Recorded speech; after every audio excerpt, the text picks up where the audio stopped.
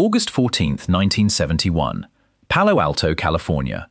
A basement corridor underneath Stanford University's psychology building, 10 meters long, stripped bare. 3 small cells, each 2 meters by 3 meters. Steel bars bolted where office doors used to be. A converted broom closet at the end of the hall, barely 60 centimeters wide. No light inside. They called it the hole. 24 male college students, screened for psychological stability, split into 2 groups by a coin flip. One group got khaki uniforms, mirrored sunglasses, and wooden batons. The other got smocks made from hospital gowns, rubber sandals, and a chain padlocked around one ankle. No underwear. A stocking cap pulled over their hair, a number stitched to their chest. That was their name now. The man who built all of this called it a study. He told the university it was science. Philip Zimbardo was a psychology professor who believed something very specific about human beings. He believed that good people, placed inside bad systems, would become bad. Not slowly, not after years, quickly. He believed the uniform made the man, that the role wrote the script, and that anyone, your neighbor, your teacher, your brother, could become a tyrant if you handed them the right costume and removed the right constraints. It was a clean thesis, elegant even, the kind of idea that sounds profound at a dinner party. So he built a prison to prove it. He placed an ad in a newspaper offering $15 a day. 75 people applied. He ran psychological tests on all of them and selected the 24 who scored most normal. The most average, most stable, most boring group of young men he could assemble. Then he flipped a coin, guards or prisoners, random assignment, pure chance. The design was meticulous. What Zimbardo did not include in the design was himself. He appointed himself prison superintendent. He was not observing the experiment, he was inside it. On the morning of August 14th, Palo Alto police officers showed up at the homes of 9 college students and arrested them. Real squad cars, real handcuffs, real booking procedures at a real police station. The students had agreed to participate in a study. Nobody told them it would start like this. They were blindfolded, driven to the basement, stripped, deloused with a spray, given their smock and their number, and told the rules. No talking after lights out. Address guards as Mr. Correctional Officer. 5 counts a day, standing in the hallway, reciting your number. The experiment was supposed to run 14 days. By hour 36, prisoner 8612 was screaming. Not acting, not protesting, screaming. He told the guards he could not take it anymore. He told Zimbardo he was falling apart. Zimbardo's response was to ask him to stay. He offered him a deal, become an informant, report on other prisoners, and things would get easier. Prisoner 8612 agreed. Then he went back to his cell and screamed louder. They released him the next morning.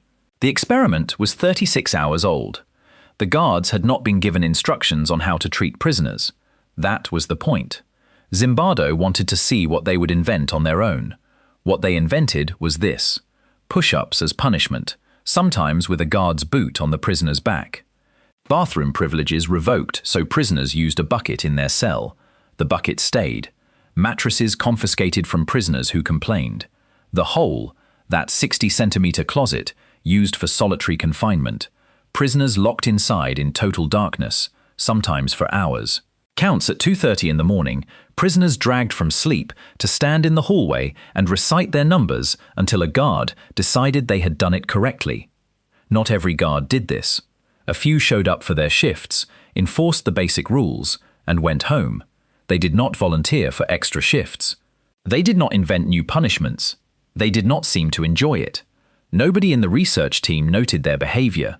Nobody studied why some guards simply refused to escalate. They were background noise in a story that was only interested in the loudest performers. One guard stood out. The prisoners called him John Wayne. He invented most of the punishments. He designed the 2:30 a.m. counts. He put prisoners in the hole. He spoke in a southern accent that was not his own, a character he was performing, a role he had cast himself in. Years later, he would say he was trying to give Zimbardo good data. By day 3, the prisoners organized a rebellion. They barricaded their cells with their cots. The guards responded by stripping them naked, taking their mattresses, and putting the ringleaders in the hole. After that, the prisoners stopped resisting. They stopped talking to each other. They stopped using their names. When one prisoner had a breakdown and asked to leave, the others did not support him. They told him to tough it out. They had started thinking like prisoners. Zimbardo had started thinking like a warden.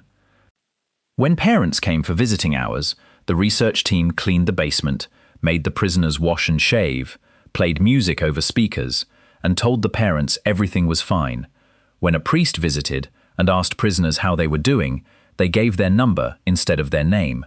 The priest called their parents to suggest hiring a lawyer. An outside attorney actually came and met with prisoners. Zimbardo was annoyed by the disruption. A graduate student named Christina Maslach came to the basement on day 5. She was dating Zimbardo. She had a doctorate in psychology.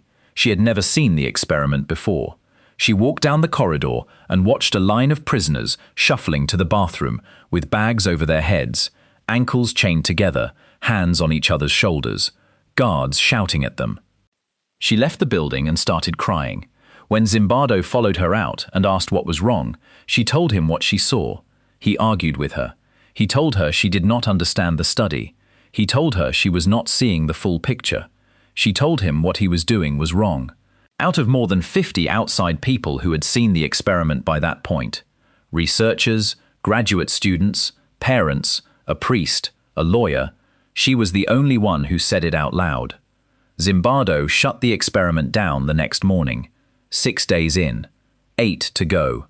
He spent the next 3 decades building a career on what the experiment proved. Textbooks reprinted it, documentaries retold it. The idea that ordinary people become monsters in the right system became one of the most famous claims in psychology. It was taught in every introductory course, in every university, in every country that had a psychology department. Zimbardo wrote a best-selling book. He became an expert witness at Abu Ghraib. Then people read the tapes. In 2018, a researcher named Thibault Letexier went through Zimbardo's original archives. The recordings, the notes, the instructions given to guards before the experiment began. The guards had not been given no instructions, as Zimbardo always claimed. They had been coached. A research assistant told them their job was to create a sense of powerlessness in the prisoners. Zimbardo himself had told the guards to be tough.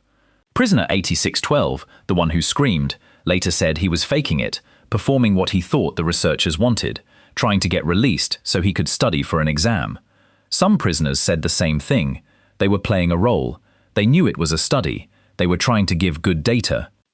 The experiment that proved ordinary people become cruel in bad systems had itself been a bad system, one where a man in charge told everyone what to do and called the result human nature.